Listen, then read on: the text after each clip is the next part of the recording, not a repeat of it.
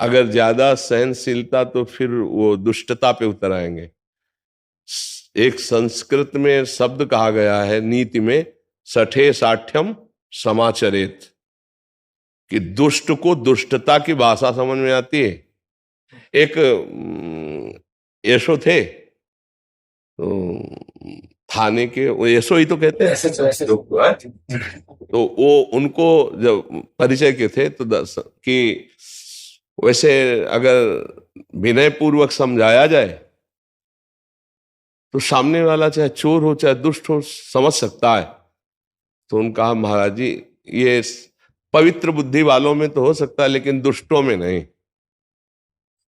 उन्होंने घटना सुनाई कि किसी चोर ने चोरी की और पक्का पता चला कि इसने चोरी की, तो उसको बैठाल करके थोड़ा मीठा मंगाया, ठंडा पानी पियो। कहा भाई, जो चोरी की है हमें पता है, आप दे दीजिए। कौन कहता है चोरी की? ये प्रोग्राम हो गया। इसके बाद उठाया डंडा, 20 डंडे मारे। बोले सर अभी अभी बताता हूं, अभी पूरा सर। तो उनका ऐसों के लिए मिठाई और पानी और हाथ जोड़ना, सठे साठ्यम समाचरित। दुष्ट दुष्ट की ही भाषा समझता है, वो शांत साम भाव समझ ही नहीं सकता है। दुष्ट को समझाने के लिए फिर तिनकर काल रूप में भ्राता भगवान भी कहते हैं, उनके लिए मैं काल स्वरूप धारण करता हूं, तब उनकी समझ में आता है। नहीं वैसे हाथ जोड़ने वाली भाषा उनको समझे में नहीं आती। तो आजकल दुष्टता बढ़ रही है, नहीं बढ़ रही। गुरुजनों का आदर, माता पिता का, वैसे पढ़ने वालों में तो विनय बढ़ना चाहिए। विद्या विनयम ददाति, विद्वान या विद्या संपन्न को तो विनय। लेकिन आज की पता नहीं कैसी विद्या है कि वो उद्दंड बना रहे हैं, नहीं बना रहे हैं।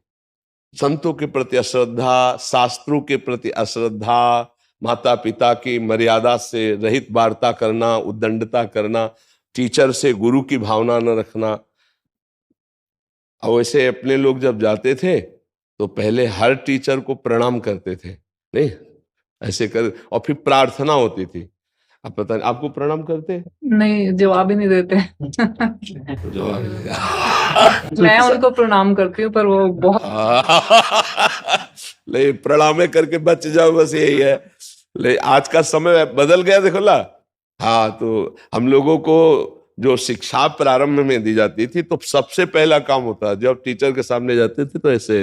हाँ महाराज जी, भारत में तो फिर भी अभी कुछ हद तक ये मर्यादा है, पर विदेशों में तो इसका खंडन ही हो गया है महाराज जी, पूरा मतलब पहले से ही नहीं। तो ये विदेश के ही अवगुण हमारे देश में आ रहे हैं, विदेश के ही अवगुण आ रहे हैं, नहीं आ रहे। ये जो व्यभिचार प्रवृत्तियां हैं, जो गंदी बातें, विदेशी हैं, अपनी भारतीय थोड़ी। भारतीय संस्कृति में एक बार एक पूर्व प्रसंग है कि जब अकबर सम्राट था तो राजवीर क्षत्रियों की बहुत हत्या हुई युद्ध में उसके द्वारा। वो तो बलशाली कुल परंपरागत वो राज्य करता रहा।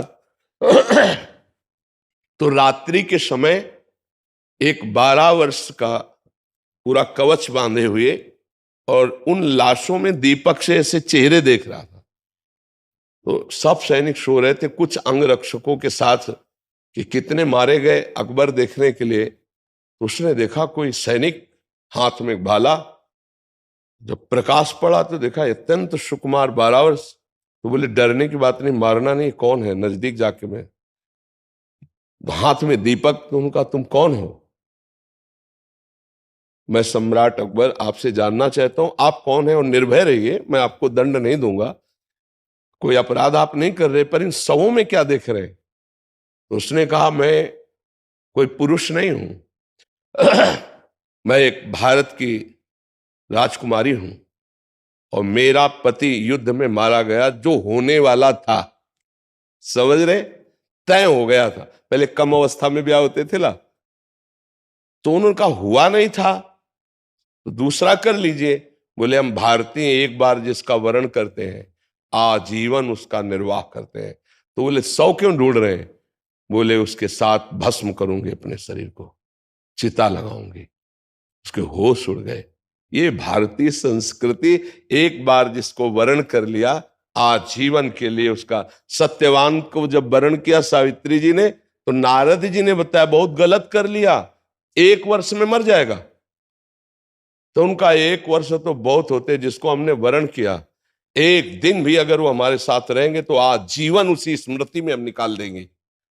और उसी पातिव्रत ले यमराज से छुड़ा लिया सत्यवाल को, अपने चरित्र को सुना है।